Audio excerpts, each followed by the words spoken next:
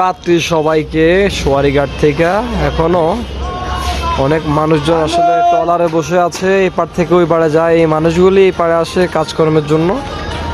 এখন রাত প্রায় 12টা, তাও স্টিমার ওলারা ডাকাডাকি করতেছে।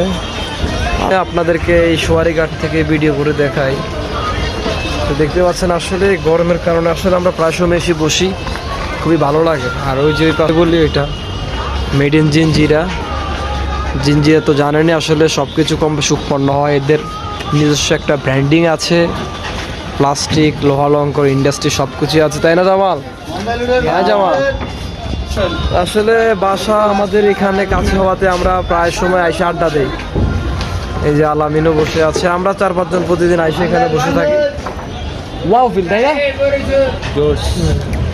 সোয়ারিঘাটের ইতিহাস কিন্তু আছে, এখানে অনেক মাছ উঠে সকালবেলা হলে।